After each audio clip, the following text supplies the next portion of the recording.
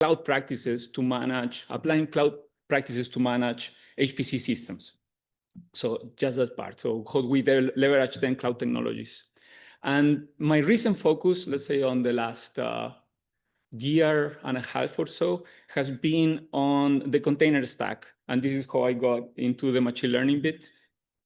And my main area of interest here is how do we make basically the usage of containers for them to be fast. Basically, you get performance out of them, and then to be frictionless. So, and to use then this as a springboard for doing science.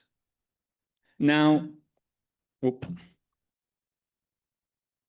the summary of basically the challenge that we're tackling on this particular problem with machine learning is basically relates to the speed at which things are actually moving, the speed and the complexity of things that are moving. So the number of frameworks, drivers, libraries that are changing is outstanding, like the speed of these things being updated.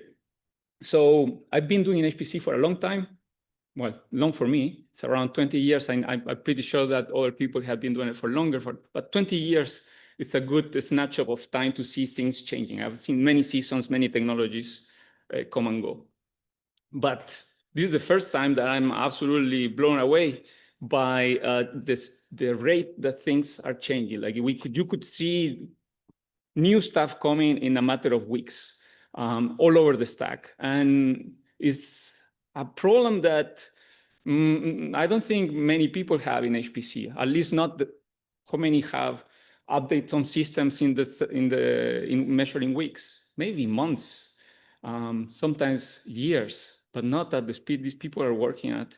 And they're working at that rate, and at the same time, they also need that the applications that they're running, they need to work in a deterministic fashion across the different environments. So they have development environments, testing environments, production environments, and all of that stuff just needs to work. So a very complicated problem that they are basically tackling in a actually very successful way. Now, the approach that we are following at CSCS in order to handle this, it's a cloud native one.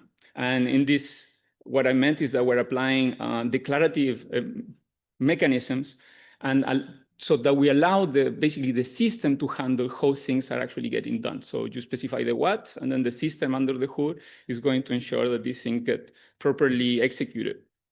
So we heavily rely on automation in smart ways to do promotion and rollbacks of different artifacts, so that we can safely move forward with speed. But if anything goes wrong, then we can quickly roll back and continue operations. This is very important, especially with the rate that things are changing. Not all of the time things are going awesome. Sometimes you need to roll back so that you can continue remaining in operations. The other thing that is absolutely outstanding is how the whole global community has come together, basically to generate a ton of resources all across the stack. And basically they're building on top of each other. Like the speed at which they are building this pyramid, this huge intellectual pyramid, is really outstanding. And the idea here is that not everyone is reinventing the wheel or doing the same things. They're actually sharing many of the components that they are, everyone is specializing in different areas, and they're sharing the different components so that they can build and reach these larger goals. And examples of resources are like the container code bases from NVIDIA GPU Cloud, for instance, where they are gathering and curating huge amount of software libraries, ensuring that they are compatible with different libraries on which then framework developers support the new updates. So basically all of these things are coming together in a way that you can actually compose them, and everyone is moving very fast. So we have all of these resources available, and we have this automation and technology. And then at CSCS, we're actually focusing not on, let's say, reinventing the wheel for everyone, but rather adding our expertise on HPC so that we can give you in maybe an optimized runtime and ease the integration so that hopefully you bring your stack, and then it's a little bit like a plug and play. And a proof of basically the problem and the approach in application has been, as it was just mentioned in the panel before, that we recently released a model trained at CSCS. So this is the Swiss CSCS, Swiss AI initiative. The model is called Apertus. It's a fully open source LLM model. So that means that the architecture, the training data, the model weights, all of those are available, and you can scrutinize them. The recent release train 8 billion and 70 billion parameter model, and they are continuing to work on this overall overall project. And I'm pretty confident that the reason that we were able to do that at CSCS in part is because by using the approach, this cloud native style of doing work, we were able to iterate faster, ensure that we have reproducible paths, we are scalable, and we can reduce the user friction in order to basically get this done. Right. So let me give you a very quick overview of what's CSCS and what's all Alps flagship system, if you haven't heard about it. So what makes Alps special basically is that many years ago, we made the decision that we cater many communities that have many different needs. And one way to do that is maybe you will have one sister per community where you do what they need. Many years ago, we decided that we were not going to continue to do that we're going to have a single system, that we were going then to customize a single hardware system, that then we were going to logically partition in different platforms that could address these different communities, and we could share then these resources. We could rebalance the system, at least logically, in order to address better the different needs of these different communities. So that meant that we had to change the way that we manage the system. We wanted to have some way to software define the infrastructure so that basically we could grab different logical building blocks, quickly configure them for particular communities, and roll them out. Now, each of these rollouts needs to be versatile because everyone needs something slightly different. So it's not like one solution or one t-shirt fits everyone. Everyone gets their own different t-shirt. And this is something that we need to enable at the infrastructure level in order to serve these communities.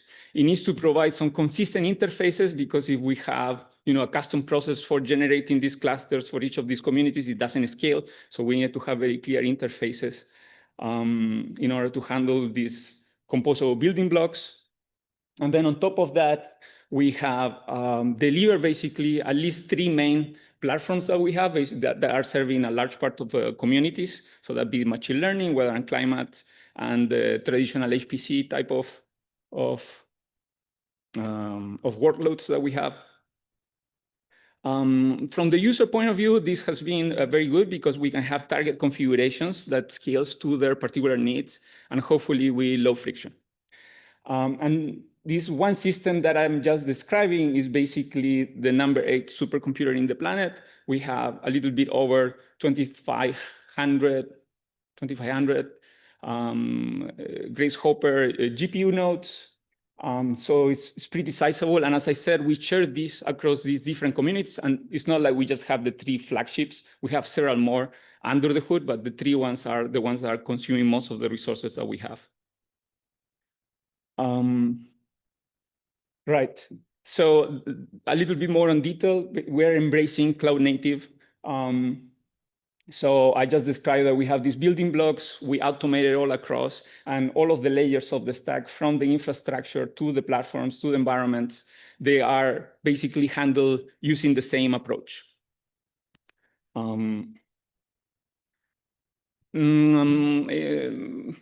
Maybe if I want to highlight some specific, some particular aspects, relates to having these declarative interfaces and then the automation that can handle this. So basically, we specify at each of the layers what is it that we want that layer to do, and then our automation infrastructure is able to translate that what into the how these things actually gets rolled out and put together.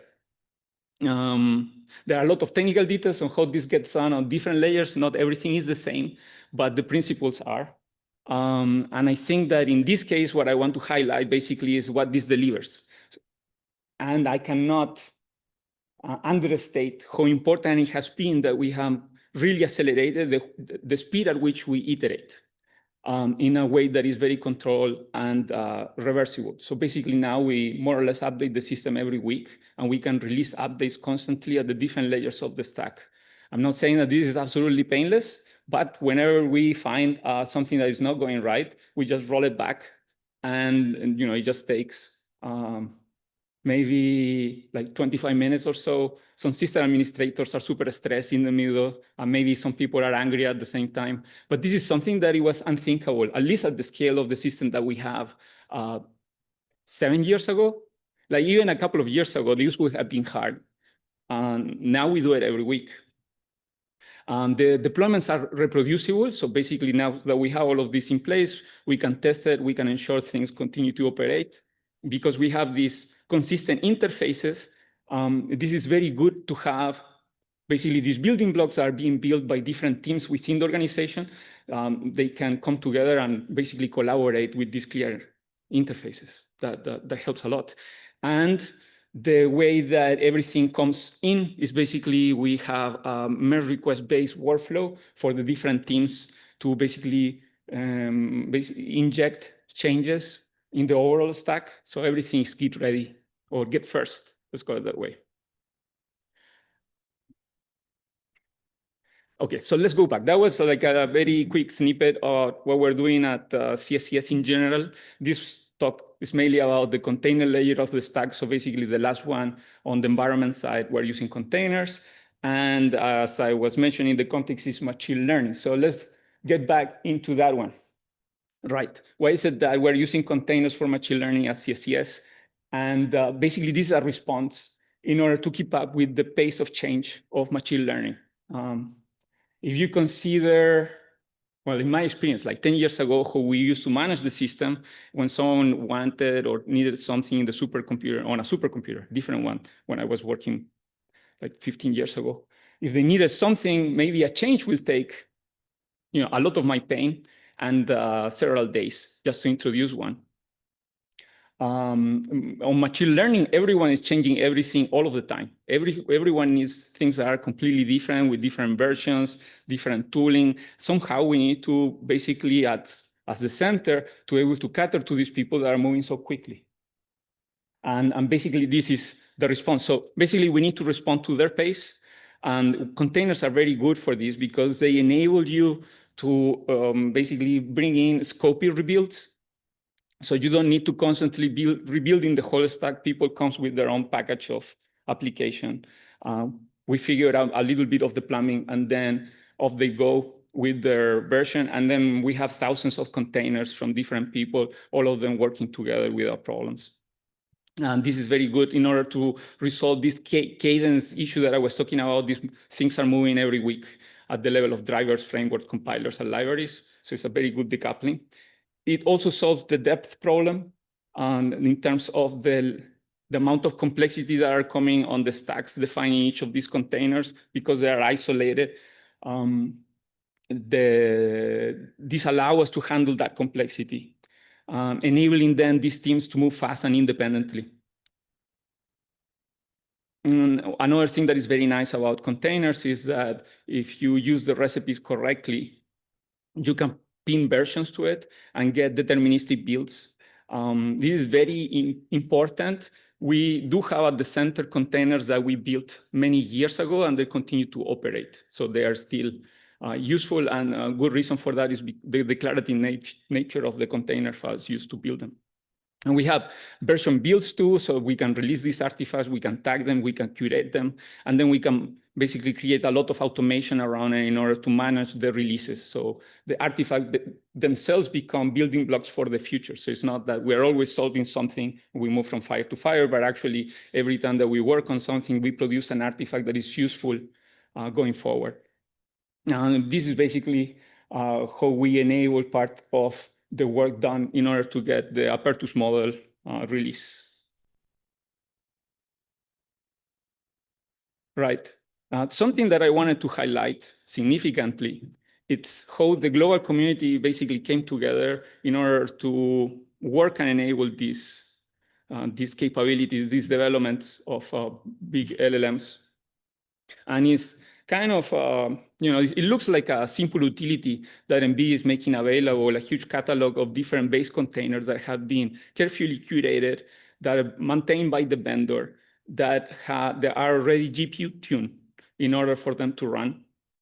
They not only do that, they have frequent releases that tracked the driver state, the CUDA version, and the different internal frameworks. You have no idea how much value that is providing for get people up and running, so that they get a starting point that is not very low, it's actually very high. So you start from that container, you're pretty sure that you are in a good place in terms of that software stack to be HPC ready. This is a good starting point for many of the users that are doing machine learning at the center. So this is a huge value that containers bring, just NVIDIA doing that and other vendors doing the same. As I was mentioning too, libraries and frameworks basically built on top of these capabilities already. So they assume that these things are available, and they are building the libraries against these components. So that means that if you bring this container and then install the libraries with the nice utilities that they're working on, there is a very high likelihood that those things are going to work too. And that provides a very good developer experience for the people that are actually depending on those frameworks. And then the value that the center provides, because if that's all that you need in order to be able to run and get high performance, then what are we doing at CSCS? And then basically, yes, up to a level, you get a good starting point for your stack. But then there are several other details that are needed in order to get that container to nicely operate. And let's say you need some site awareness in order to tweak things. So at the center, we focus on improving that these things work reliable, that they can scale on our system, and that you have some level of portability across the different environments that I was mentioning before, the development, the testing, and the production. Okay. So I thought that the best way to demonstrate this is to try to get as close as possible to a hello world. But it's kind of difficult to do LLM and hello world that is, it's a little bit difficult. So what I came up with is that I was going to use the Pertus model to do some inferencing, and I was going to start from scratch on our system. So, and I'm going to walk you through about what this actually means. So we start with the physical system on Alps. So this is the whole infrastructure cluster that we have. Then it's logically partitioned into B clusters. The one that targets machine learning is the Clarity one. So that basically has been tuned so that our scheduler, for instance, and the parallel file systems, they work nicely for machine learning applications. Then I'm going to build a container that will have all of the software components that I need in order to run my inference. I'm going to set up some automation in order to build that container and release it if I'm happy with how the process went. Then I'm going to declare what I want to run in the system. So basically a small declarative file that tells the system the application that I want to run. And then I'm going to submit that job into the system and get the application. Basically a simple inference. Hopefully, I will get access to the GPUs, to the network layers, and all of that more or less transparently. This is what I want to run you through. So let's start with the container and the highlight of what I was mentioning before about leveraging the effort of the global community. So my container file for this inference example basically starts, I don't know if you can see it well from all the way to the back, maybe not, but basically starts with the PyTorch container that has been optimized for having nice network libraries and GPU support. So that's a very good starting point. Then I'm going through a normal installation of framework libraries that are already built for this type of stacks.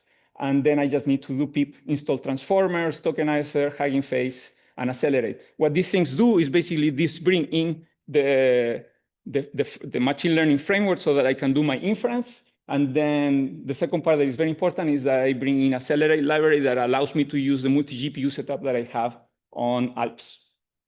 After that, I'm going to customize it with some extra nice goodies just to show that in user space you can do things. So I'm installing a different way to do the function evaluation within my LLM. And then I implement my own benchmark for inference, which basically starts the transformers, and then under the hood, everything else is supposed to work. So I have my container file, I declare my stack. I get to the next stage where basically I want to automate how the build process and the release cycle works. In this case, I'm giving an example with creating multi-architecture versions of my containers. So this is building ARM64 and AMD64.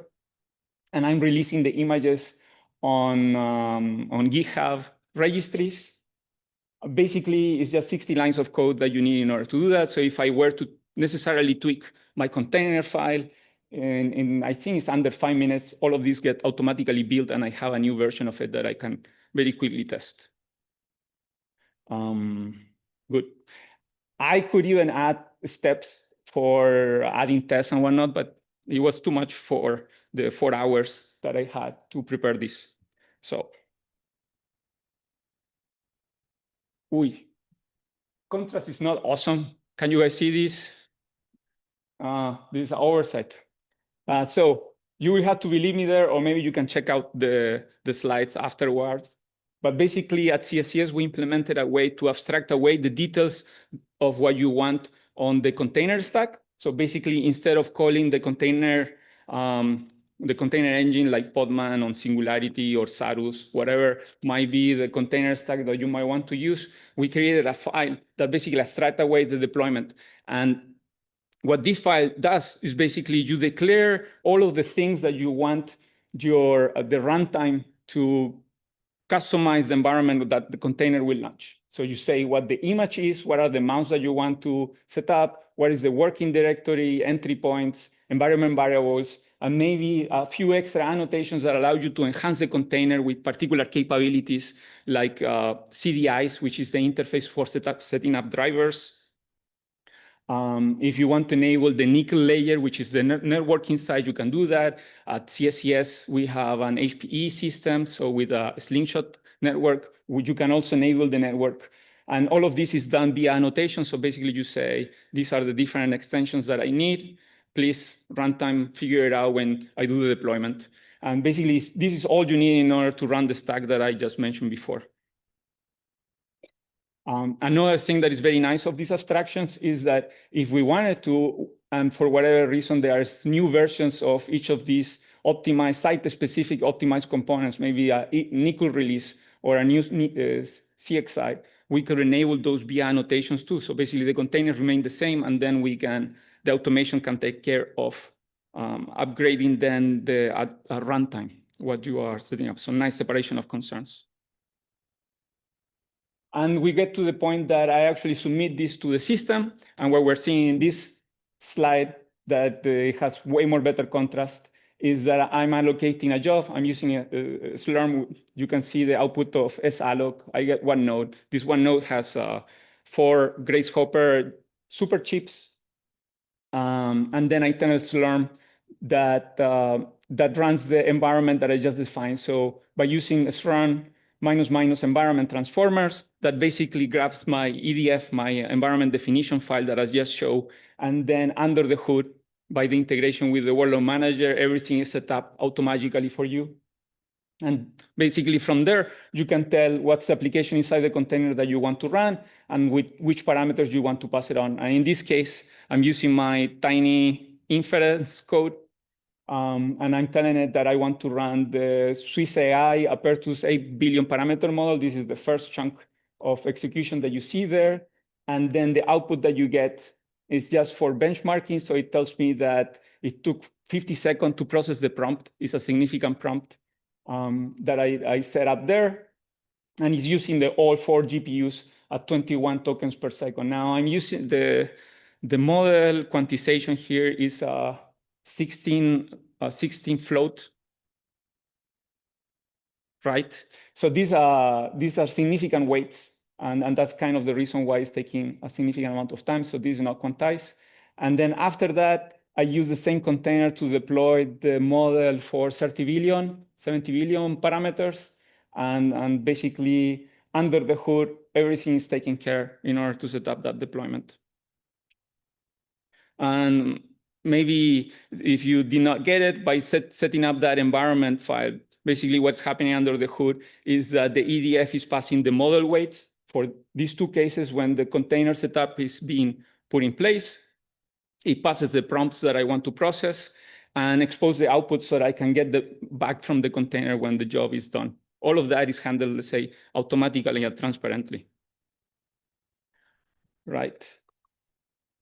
But the thing is that the work actually doesn't stop with what I just showed you. This is starting point. Once you set up this reproducible environment where you can run your applications, this is where the HPC engineering gets actually started. So what you're getting from these cloud-enabled tools basically is that you have foundation that is repeatable, that you can quickly iterate on with very nicely well-defined declarative interfaces, so that you can actually get to the hard problem, which is resolving what is the data and I/O. So how are you doing your storage? Do you need an in-memory file system in order to tweak things? How do you prefetch your data that you need to process?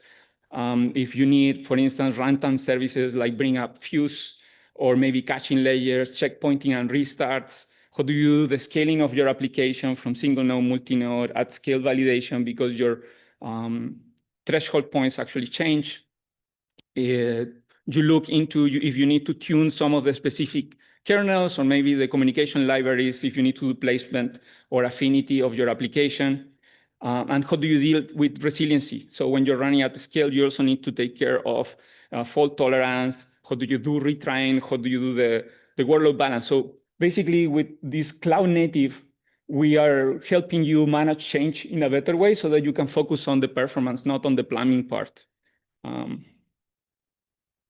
Now, under the hood, this is basically the architecture of the container stack. This is what enables all of these operations to work transparently. And it's completely integrated with the Slurm ecosystem. Currently, we have in-house components for production, but we're currently working on a transition and a better alignment with the open source stack. So if you can see here, we are basically we're transitioning our container runtime into Podman. So this should give us better scalability and less friction for our users while keeping the user experience that I just showed you the same as it is right now. And with that, I think we can get to the summary of what I just went through. In a nutshell, containers for machine learning on Alps, basically we have done them in a way that they are faster and reproducible use cases. They are built on the assets that are being generated by the community. CSCS just add their expertise. The approach that we're following is that you describe the what of the application that you want to run, and the system runs it for you. And a proven example of this has been the training of the Pertus model. Now, if you're interested with what I just described, you could go and check it out if you have access to CSCS. Get to Clarity, look at the stack. Or if you want to see more of the technical bits of the container stack, you can go to GitHub. We have the Saru Suite project living there. You can contribute with PRs if you are interested. And to the vendors, I will say that if you can focus a little bit on reducing the friction, maybe cheap ARM64 wheels, libraries, and images, that'd be awesome. And also if CDI interfaces, so container-defined interfaces, if you can provide those for your devices, that'd be great. And with that, I thank everyone very much.